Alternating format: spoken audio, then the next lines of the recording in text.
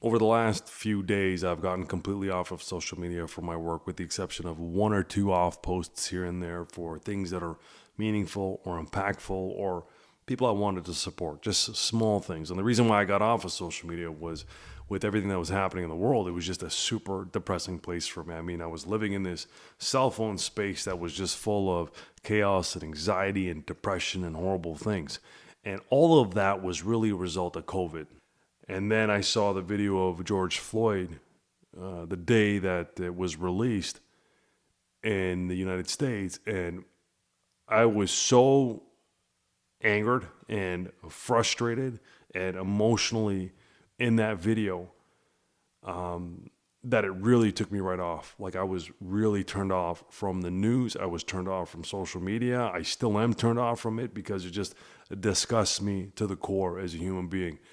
My wife had actually said, look, you got a voice. You should say something about how you feel about this. So here I am, and I'm going to say something. I mean, it's late at night when I'm recording this. And I'm going to be straight up, and I'm going to be truthful and honest, and I'm going to give some insights to what happens inside of policing that I can apply to this garbage video. And I don't mean garbage because of the death involved. Just it angers me so much, and the police response to this, that I'm just so disgusted by it. And then seeing and hearing of the turmoil and the going past the tipping point in the United States, where I have family there. My sister's in the United States, and my nephews and my brother-in-law, they're all there. And I travel to the United States frequently enough to be familiar with quite a few states. And I have friends down there that have told me their experiences, and the whole thing just blows my mind, and I'm sure it blows a lot of people's minds, because that's why it has the impact that it has. Anybody watching that video looks at that and says, that's not right. Let's just humanize this right off of the bat. There's this racial history attached to that video, and there's a racial context attached to that video. I can't speak to that. I'm not familiar with the entire American history, and I've never had an interaction. I have, but it's when I was a kid. I haven't had an interaction in the United States when I felt like I was racially profiled by police officers. I've never had that, so I can't speak to that. But I know people who have. I have good friends that have had that. One of my friends, actually now, Rico King, explained to me his history in Houston, Texas with police, and his anxieties when him and I got introduced to each other for pushing the same package of gang prevention together. We came from opposite ends of the spectrum, but we both had the same common goal, so we came together and we united, and we still chase that goal of stopping gangs. And in this case here, when I watch that video and I have some context from other people and I see what happens in other things, it blows my mind, man. And I watch these videos and I can't believe that this is happening today. Like, I just can't. And I think it was Will Smith who put up a post saying, look, man, this stuff was always happening in the past, and it's only now it's being caught on video.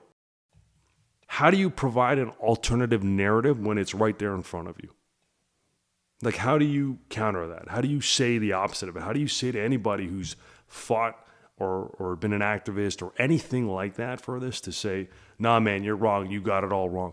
It's right there in front of you. And the problem with this, and it's not the problem with this, there's so many problems with this, is the impact it has. And it could be viewed as a problem, and it could be viewed as something great. It could be viewed as something horrible. Right now, it's in the horrible stage. It's in the horrible stage because he died. His family's impacted. His friends are impacted. The police officers, they've been rightfully fired, which they should have been.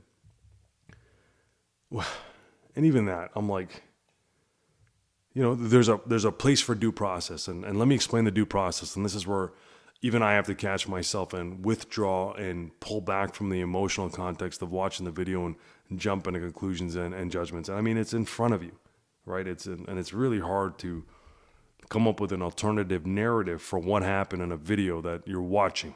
And it's extensive. It's not like you don't know what's going to happen. George Floyd is telling you what's happening, and the lack of action on the officer's part is disgusting to me and unacceptable. And I'll tell you why. When you're a police officer and you have somebody in your custody, there's a second part to that. It's called care and custody, which means that if I've arrested somebody, your well-being is my responsibility. I can't just arrest you and treat you like garbage. It does not work that way. And there's a general rule in policing, and I'll share this general rule with you. Sometimes the truth is we have to get hands-on with people. Sometimes there's a fight. Sometimes people think that they don't deserve to be arrested and they're going to fight you for it, but they don't understand the law. They don't understand the information we have. They don't even understand sometimes what they did was against the law. They don't. Very rarely. I had a situation recently where somebody thought that they were above the law and that the law didn't apply to them. And in fact, they wanted to fight me. And they did put their hands on me, and I did arrest them. But here's the general rule. The general rule is, look, we have to use as much force as is necessary, which the law allows us to do. But once they're in handcuffs and they're in control, it's done. We won. Now you have to adopt to the role of caregiver. So if they're complaining that they can't breathe, if they're complaining of injury, if they're complaining of anything like that, it's our responsibility to ensure that they're in good health and shape. And that might mean calling an ambulance. It might mean doing first aid and CPR. It might mean adjusting them. And what I can say with Toronto in particular, from the day I got hired 14 years ago to today, one of the things we've always been harped on is when you arrest somebody, you never sit on their chest, you never choke them, you never do any of that type of stuff because you don't want to restrict breathing. So when I see this, to me, that's day one stuff. That is not like a veteran. No, you learn this before you get your badge. When they have you in the Toronto Police College, when they take you to the Ontario Police College, they go over this extensively with you and they say, this is a complete no-no. You don't do this because the person might die. They tell you that. So when I watch this video, when I hear a guy complaining of breathing and I see the knee of the officer onto him, my brain just explodes. I can't believe the level of immaturity and lack of experience in how to control somebody. From what I can tell in the video, he's already in handcuffs. He's already down on the ground. Forget everything you saw before. Just look at it from that moment there. And that's the hard part for a lot of people is they have to look at it objectively from the isolated incident. We've heard about the history of the officer and George Floyd. We've heard about George Floyd's history. None of that stuff in this specific situation based off of the events that we've seen unfold matter. You have to look at this as an isolated incident. So in this case here, the isolation of it, he's arrested. Who cares why he was arrested at this point? He's already in handcuffs. That's done. All right, let's move past that. For the sake of this argument, or for the sake of this assessment of the video. Now, the guy's on top of him. He's got his knee on his back of his neck, and he's saying, look, man, he's not even saying anything. And I saw a picture of this, I guess that's been floating on social media, where the officer's on top of him, and he's kind of looking up, and he's got this look to his face.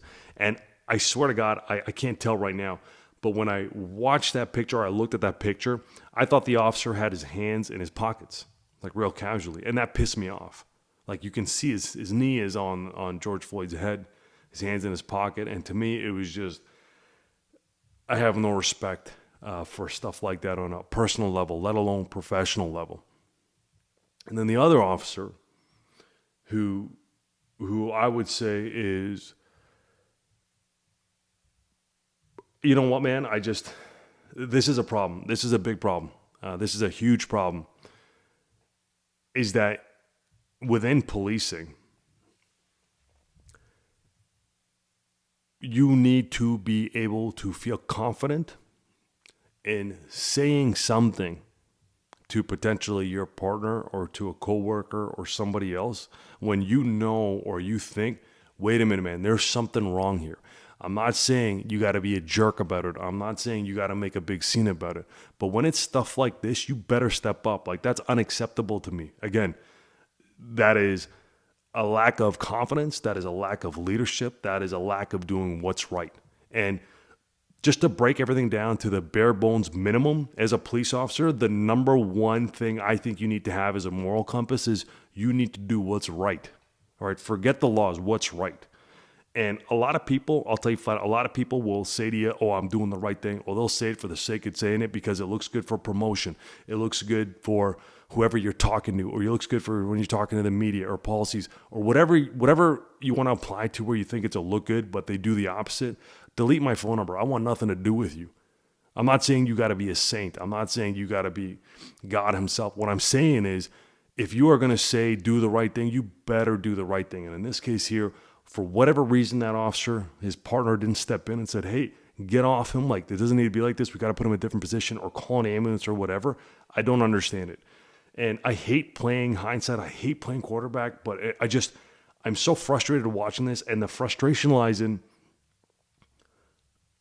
I joined this profession to the core to save lives, right? And save lives. And that's a weird concept that I didn't even understand up until a couple of years ago, because initially when I became a police officer, they said, why do you want to be a police officer? And you say, I want to catch bad guys. Yeah, you do that. And then life happens to you.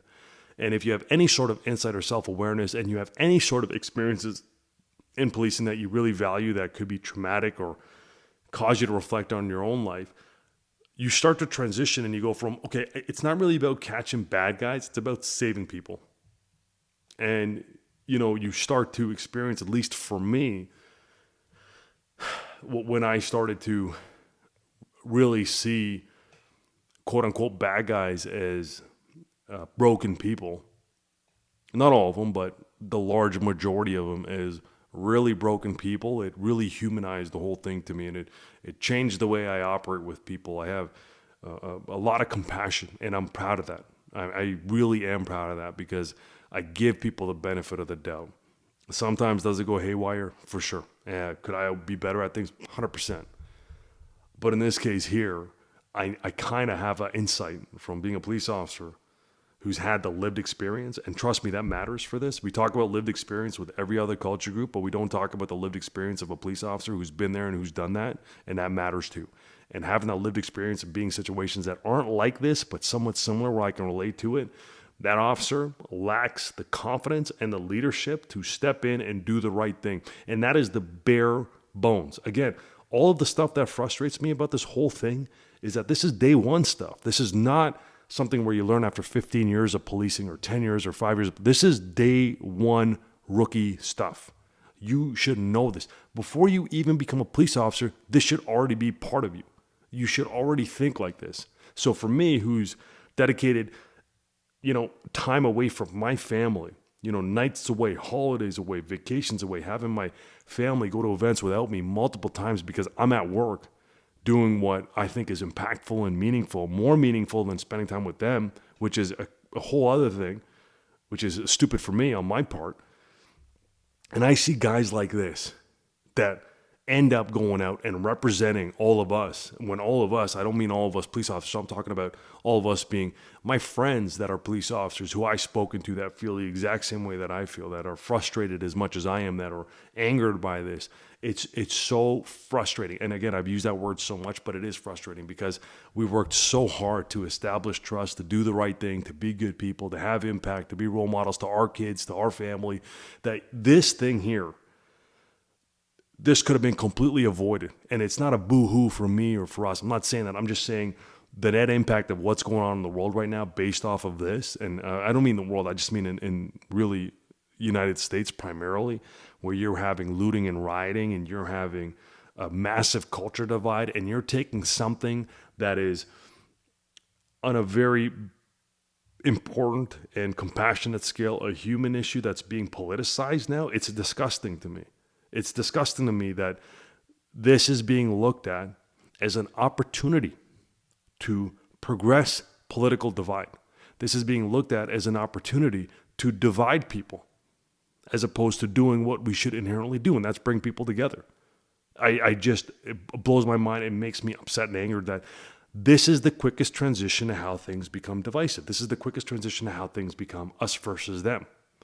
And I'm not about that, man. And this was a great reminder to say, look, man, you got to cut this out in terms of, for me to think of, look, there's a line, us versus them. There is no line. Let me just erase that line. Regardless of your skin color, your background, what language you speak, what you believe in, none of that stuff matters, because on a human level, if you were to take a look at this video and you were to subtract skin color, you were to subtract the uniform, you were to subtract the look of people, you were to subtract the police helmet, and you watch this, everybody, I believe wholeheartedly, would say this is wrong, and that's not okay. And that's the basics of it. And because of how poorly it was handled, And poorly is a complete understatement. You have this massive state of divide among people, among humans. And what's a result of all of this divide is you now have people victimizing other people. You have looting and rioting, and you have police officers being attacked, and then you have frustrated police officers attacking other people. And this is the cycle. This is the cycle of violence. And having been in that field of really assessing educationally, looking at evidence, looking at an objective lens into the most violent things being homicides and shootings and drug overdoses and drug trafficking, and seeing this divide, it puts us as humanity, decades behind because of how this is being portrayed and how there's been a lack of action and accountability in terms of how do things actually change? Like, what is the end result of all of this? What do people want?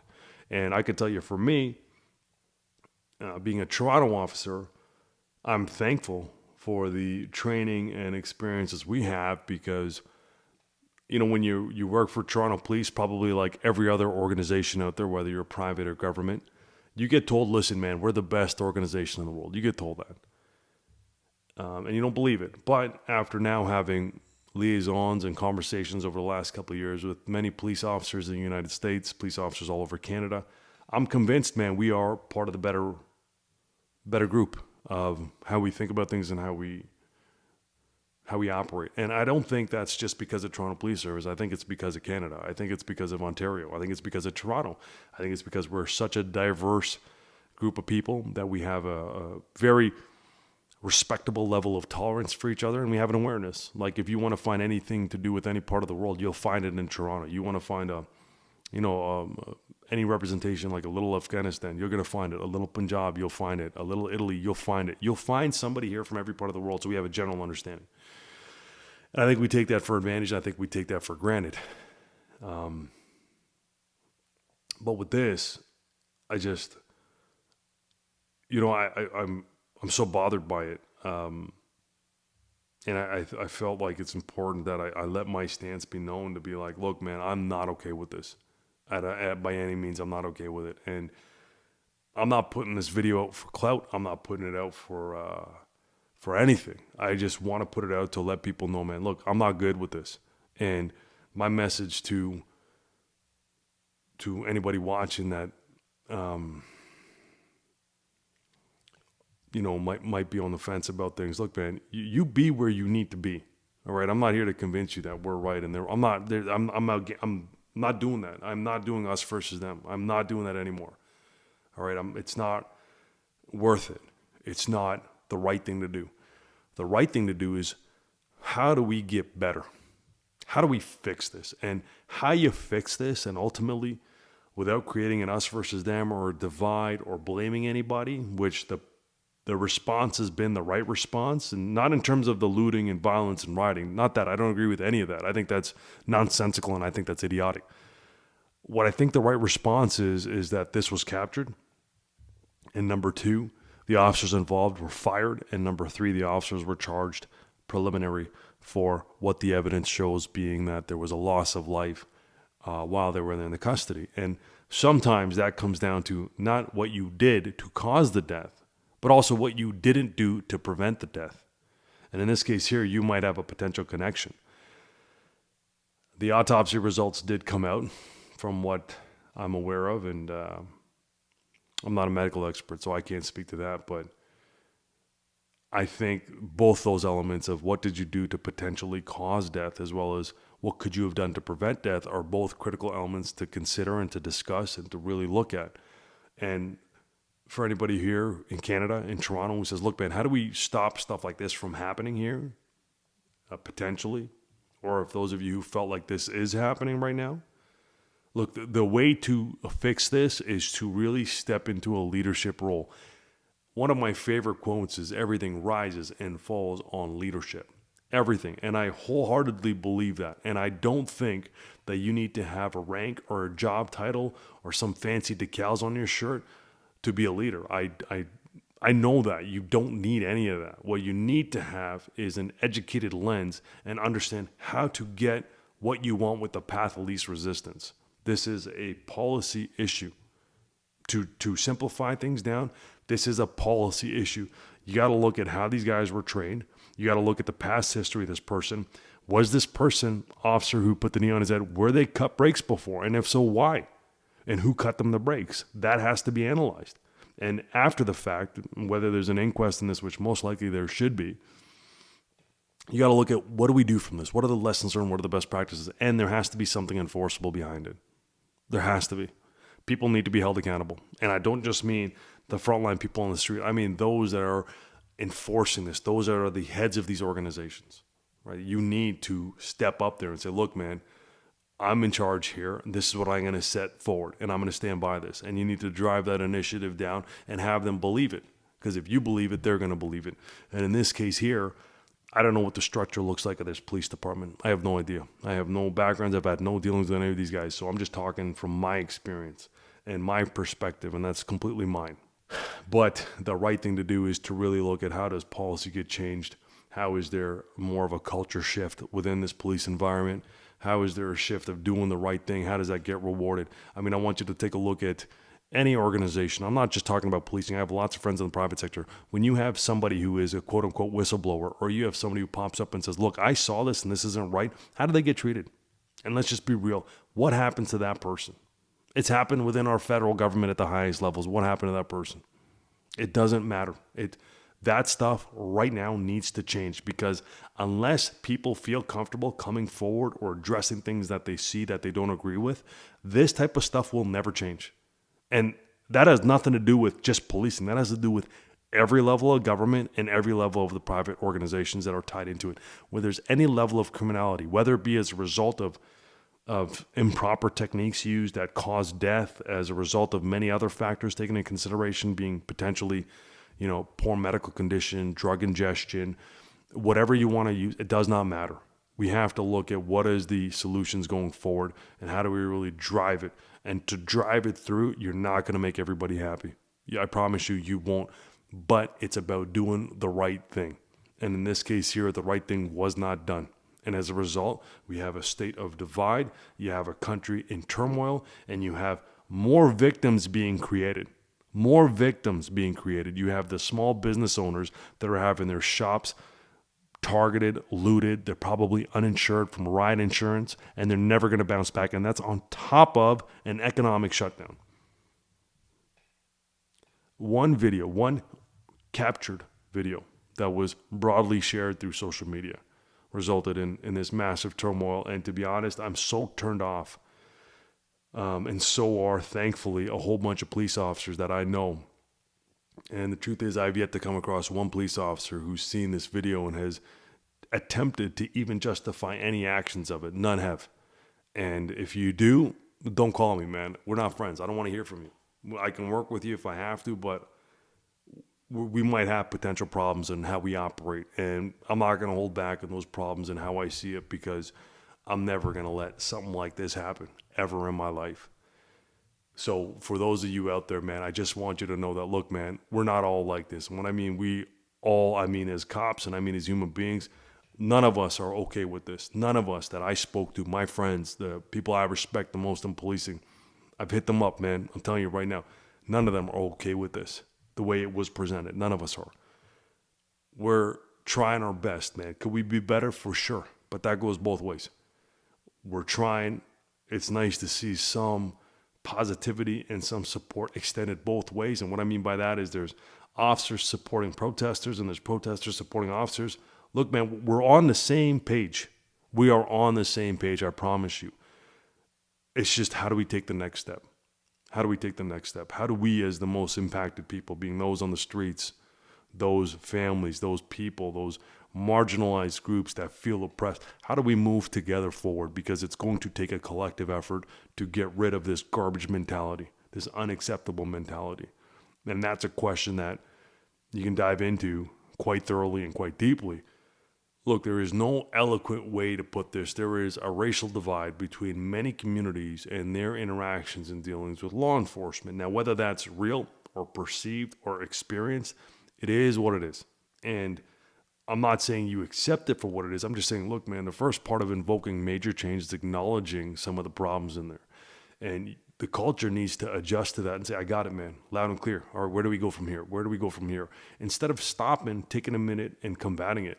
Because when you see stuff like this, what do you got, man? What are you going to say that's going to change any of that stuff? Because it just takes something like this for all those people who've been saying there's an issue to say, I told you so. And what are you going to say? No, this is a one-time thing. Doesn't work that way, man. It does not work that way. Look, man, and that racial divide goes many different ways. Look, a lot of people think I'm black or they think I'm a mixed race. And I get called derogatory terms more regularly than people would think. Racial terms more regularly than people would think. Just take a look at my Twitter timeline, man. You'll find a few things on my social media where people have called me a nigger. People have called me a sand digger. People have called me a packy.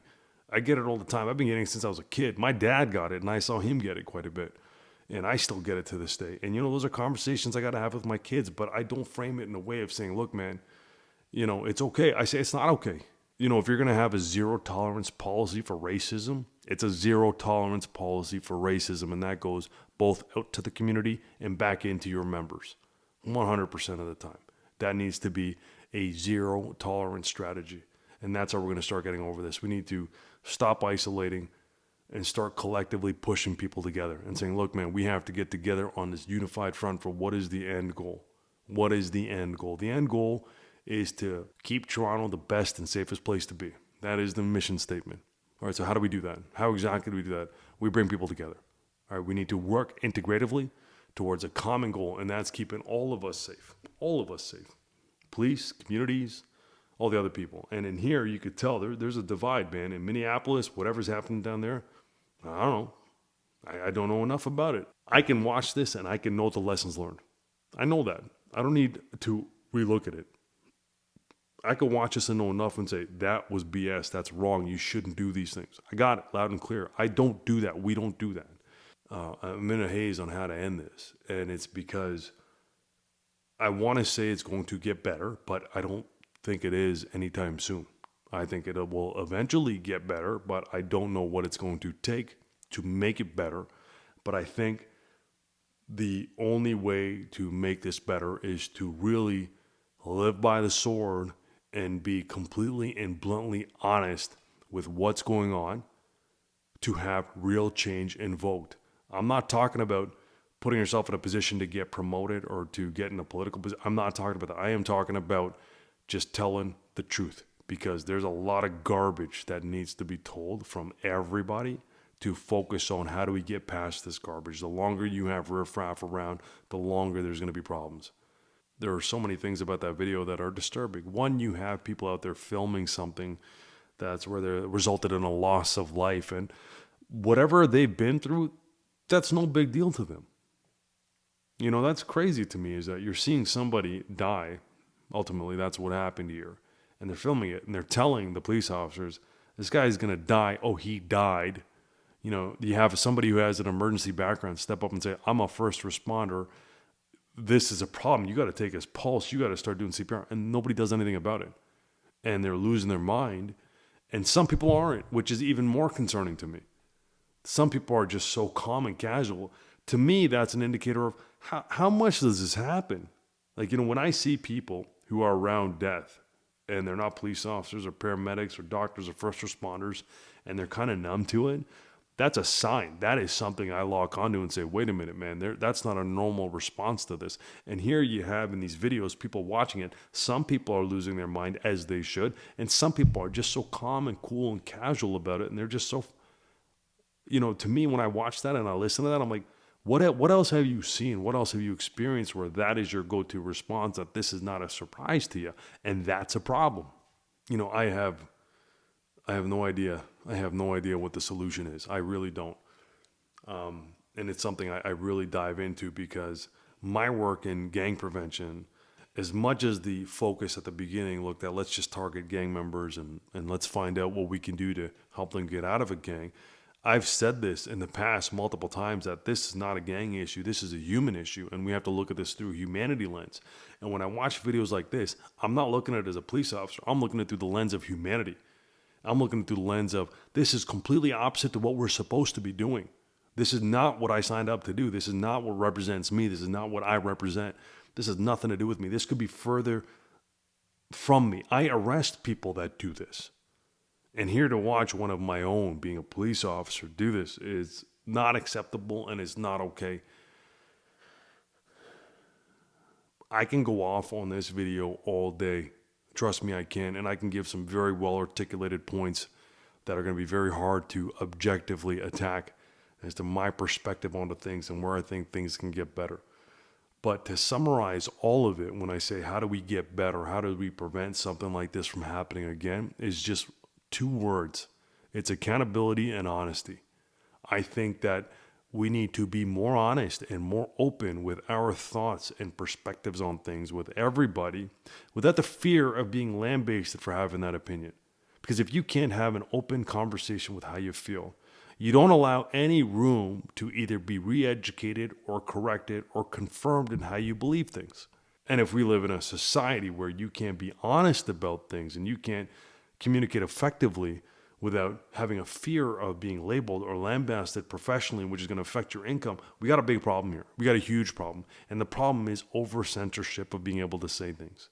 There has to be a culture shift internally in policing to be able to voice up and say, look, it is not about us versus them. It is not about being solid or whatever word you want to use, whatever garbage lingo you want to attach to it. What it matters about is doing the right thing and having that open and honest discussion and being okay with it.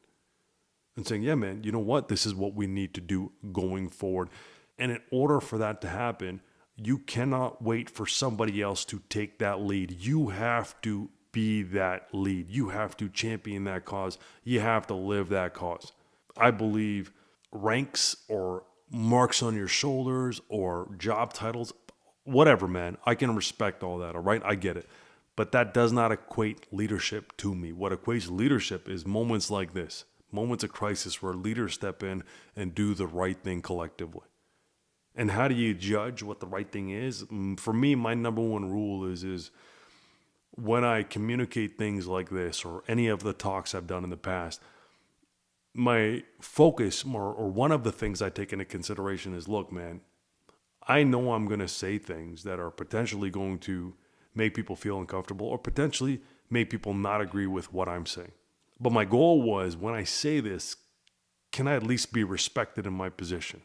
Can I articulate it efficiently and effectively enough that while you might not agree with what I'm saying, you can understand why I'm saying it and at least respect how I did it. And to me, that equates to one of the many things that I attach to leadership during moments of crisis and during moments of change, more importantly. And why moments of change are so important for leaders to step into is because they're uncharted territories. And generally speaking, whenever we get to areas where we're not comfortable knowing what's going to lie ahead, we're very, what's the word I'm looking for? We're very scared to go into those territories because we don't know what the outcome is going to be. I mean, we can put in a milestone, you can put an objective, you can put a marker, you can put an outcome and say, look, this is kind of what I want to happen. But unless you get into there, and especially in a new space, you really don't know what's going to happen. And you got to be okay taking a risk. You know, one of the biggest obstacles I see being a government employee is that governments don't like to take risks, and for right causes. They don't like to take risks because it might be a potential waste of taxpayer dollars. We all pay taxes. I don't want them to waste my money either. But sometimes you got to roll the dice and make an educated decision to say, look, man, we don't know what the outcomes are going to be here, but we know this is the right thing to do, and we have to sometimes take a risk. And because we don't take risks, we lack innovation.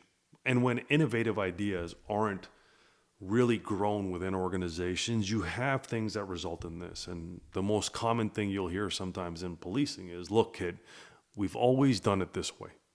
And that is the most backwards thing to say.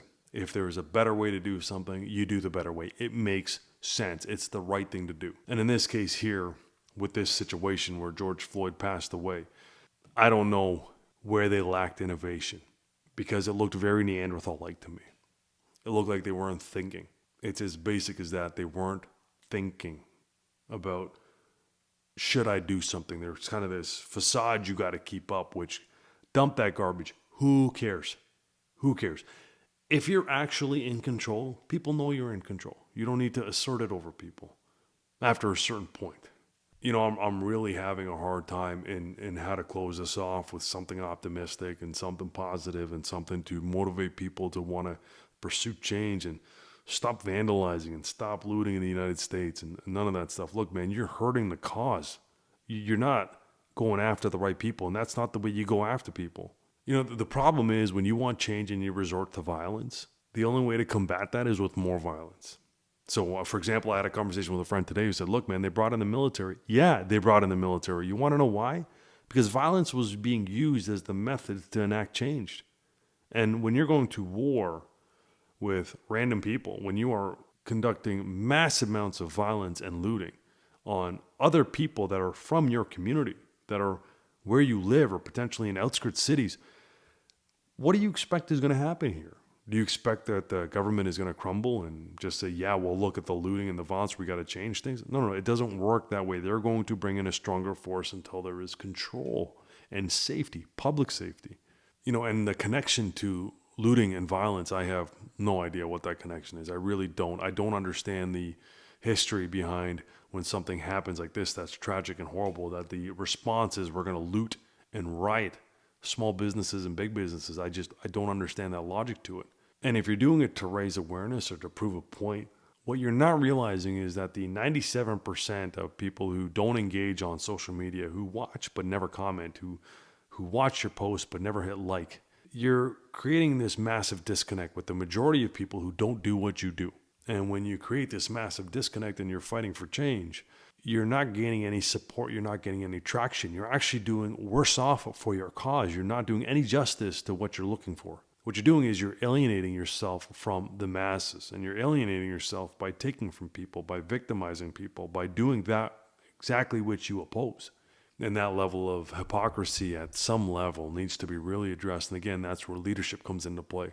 I had a friend today talk to me actually about Gandhi, saying that, here you had somebody who was revered by the masses because of something very peaceful, and it was because of his peace that he had the influence that he had. And some people will say power, but it wasn't really power, it was the influence, the ability to have a goal achieved with the least amount of resistance and for the most amount of people to back you in that, because it was for the masses, it was for the greater good. It was actually for the population in which you were serving, the people in which you were serving. And here you have the exact opposite. You have violence and looting and rioting, and I can't wrap my head around it. And that has nothing to do with being a police officer. That has to do with a human being. If something were to happen to my community, my first train of thought would not be, I'm going to loot. That doesn't make any sense. My first train of thought was going to be, who's responsible for this? Where is the level of accountability? What do I have to do to ensure that this never happens again? And what do you have to do? You need to lobby. You need to vote in the right people. Law enforcement doesn't make the rules. We enforce the rules. That's why we're called enforcement. If you really want things to change, you need to step up. And I won't just mean vote for whoever you represent. What I'm talking about is you need to really take a role in your community to step up and say, look, man, I'm going to be the voice for this. And it sucks. Trust me, it sucks being the voice. But it's a necessary burden that some people have to carry. Man, you carry it. And it's scary and it sucks and it's not fun and you're never thanked for it and whatever. But it has to be done. And when you put yourself in a position of influence, not power, a position of influence, that's when you start to see change. And rioting and looting and hurting people, that's not how you do it. You don't force things by fear. There's no longevity in that. There's no sustainability in fear-induced changes. But there is real change in influenced changes, real change in educated changes, real change in asking the right questions and holding the right people accountable. So for any of you out there that are watching this and saying to yourself, look, man, I don't agree with any of this. I got you, man, 100%. But where do we go from here? What do we do tomorrow? What do we do tonight? Well, where we go is we start taking an educated lens into saying, well, how do we put an end to this? These guys involved in this, 100% they're police officers, but they're individuals. They do not represent all of us by any means. They represent two people who have no comprehension of basic compassion and care. They just don't. So to think that all of us police officers are like that, I just want to take a moment to say, not at all. None of us agree with it that I know. what really bothers me in this whole thing is that I have to sound victimized by this, which I'm not, man. I'm not the victim here. We're not the victims here. There are victims. We're not it. But I hate that this is a representation of what I do because it's nothing near it. It's not nothing near it, and it's nothing near my closest friends that are on the job of policing. This is not who we are. This is not what we do. And this is not a fair representation of us. Do we have to do things sometimes that result in hurting other people? Yeah, it happens. Do we get hurt? For sure. Do we want to do it? No. You get past the stage where it's exciting for you. You're just like, God, man, I got to do this again. I don't want to do this. And that's where you start to see experience. But one thing I know for certain is that I know for myself, I never feel good when I go home and I got to put my hands on somebody. I never feel good when I'm involved in anything where somebody gets hurt. And I never want to be known for that. And I'm so against it personally. I wanted this to come across way more polished and way more straight to the point, but it's a balancing act to be objective with such a subjective situation. And I'm trying to do my best to come up with something positive out of this because it doesn't seem like there is much positive out of it right now. But I think the benefit of this is that there are positions now that organizations and agencies and people and communities have no choice but to address. And I'm not talking about a Band-Aid solution. I'm talking about bringing in surgeons to figure out what went wrong. And when you can figure out what went wrong, you can also figure out what is going to go right. And that's the lens we need to focus on is after what goes wrong, what do we do to fix this? What do we do so this never happens again? And right now at this stage, I don't know what else to say. I don't know how to say it. I don't agree with anything that happened in there. That is not a representation of me, my colleagues, my closest friends. And I don't condone the violence of the looting and rioting and victimizing innocent people. I don't condone of any of that. And I think collectively, as much as there are race issues that need to be dealt with, we need to come together as human beings and we need to look at this from the perspective as humankind and as a humanity issue. That in 2020, this is something we need to aggressively move past. And the irony is I use the word aggressively, but I don't mean in that. What I do mean is we need to intensively move beyond this and continue to progress together. I'm not an expert. I'm just talking out of somebody who's been involved in some things. I've been working on a closing for this in my head. And the most optimistic way I could do that is to say to other police officers and to other young people who are going to grow up with dreams of being a police officer, this garbage is not okay. And you should never look to that to be the norm of behavior. You are going to get in this profession and experience some terrible, horrible things. You're going to be involved in terrible, horrible things. But I wish somebody had explained to me when I first started that, look, kid, you don't get into this profession to arrest bad guys. It happens. That's part of the game. You get into this profession to save lives. And that's your number one and only priority, is to save lives.